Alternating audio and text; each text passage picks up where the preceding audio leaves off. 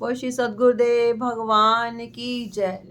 योग योगेश्वर महाप्रभु श्री रामलाल जी का पावन जीवन चरित्र। कुरुक्षेत्र में काली नाग द्वारा छाया।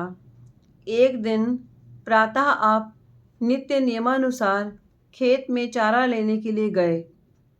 चारा काटते काटते वर्षा आरंभ हो गई। आपने चारा एकत्रित कर गठरी तो बांध ली, परंतु वर्षा से भीगने के कारण चारे की गठरी बहुत भारी हो गई, जिसे अकेले उठाना कठिन सा लगा। कुछ देर प्रतीक्षा के पश्चात जब कोई उठवाने वाला नजर न आया, तो आपने मन में विचारा कि आज यदि घर पहुंचने में देर हो गई तो गुरुजी नाराज होंगे। ऐसा विचार आते ही एक वृक्ष की सहायता से गठरी को आपने सिर पर रख लिया। मार्ग में कीचड़ तथा गठरी के भारी होने के कारण कई बार फिसलते फिसलते बचकर चारे को गुरुगृह में पहुंचाया। अन्य सब कार्यों और भोजन से निवृत्त होकर आप विश्राम करने वाले कमरे में जाकर सो गए।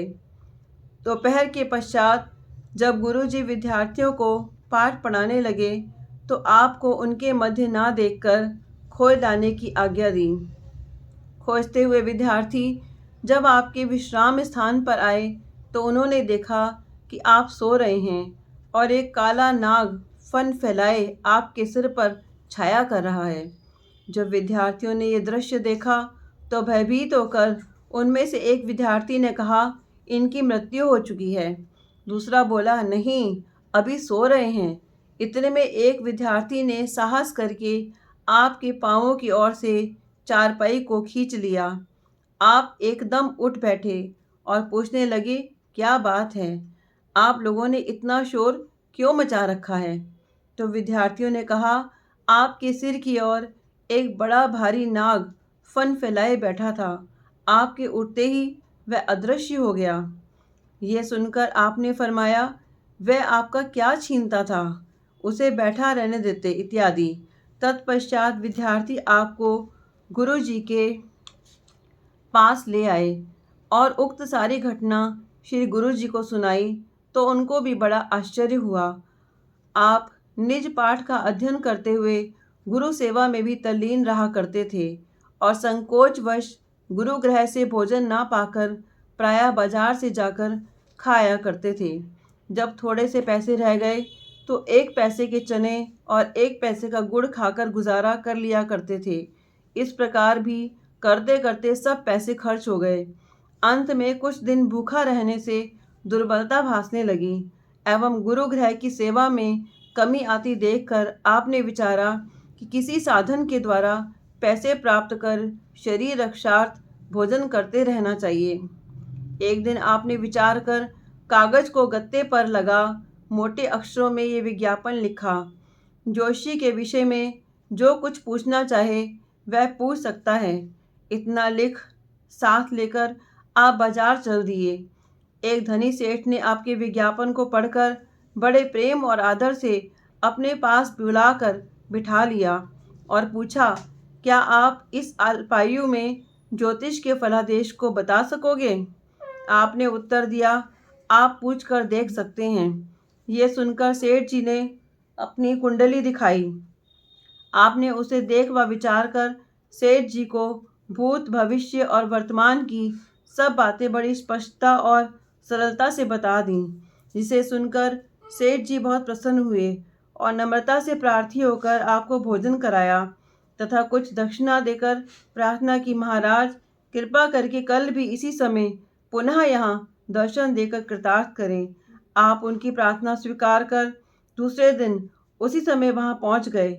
उक्त स्थान पर पहले से ही कई अन्य व्यक्ति उस सेठ से आपकी प्रशंसा सुनकर अपनी कुंडली दिखलाने की इच्छा से एकत्रित थे।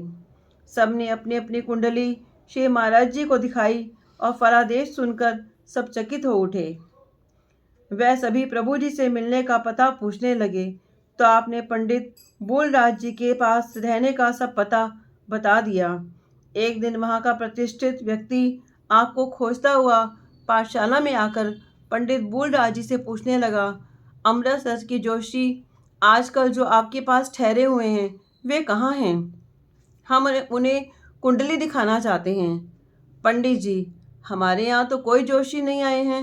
आगंतुक, हमने तो शहर में उनकी बहुत प्रशंसा सुनी है। उन्होंने शहर के कई व्यक्तियों को कुंडलियाँ देखकर आश्चर्यजनक फलादेश बताए हैं। ऐसा आदित्य जोशी आज तक हमारे देखने व सुनने में नहीं आया। उनकी बातें बिल्कुल सच्ची साबित हुई हैं। हमने सुना है कि वे अमृतसर निवासी ज्योतिर्विद श्री पंडित गंडाराम जी के सुपुत्र हैं और इन दिनों आपके पास उच्च विद्या अध्ययन कर रहे हैं। यह सुनकर पंडित जी ने अपने एक विद्यार्थी को भेजकर आपको बुलवाया और पूछा, क्या आप कुंडली का फलादेश बता सकते हैं? क्या आपने शहर में कुछ लोगों की कुंडली देखकर फलादेश बताए हैं? उत्तर में श्री महाराज जी ने कहा, हाँ, मुझे शहर में जाने का अवसर पड़ा था। वहाँ मैंने कुछ व्यक्तियों की कुंडलियाँ देखकर फलादेश बताए थे। तब श्री पंडित जी ने कहा, अब इस आगंतुक महाशय की कुंडली देखकर फलादेश बताएं। तो श्री महाराज जी ने वह कुंडली देखकर पूर्व की भांति यथोचित फलादेश बताया, जिसे सुनकर आगंतुक महाशय बहुत प्रसन्न हुए और कहने लगे, इन्होंने हमारी भूतकाल और वर्तमान काल की जो भी बातें कही हैं वह सब यथार्थ हैं।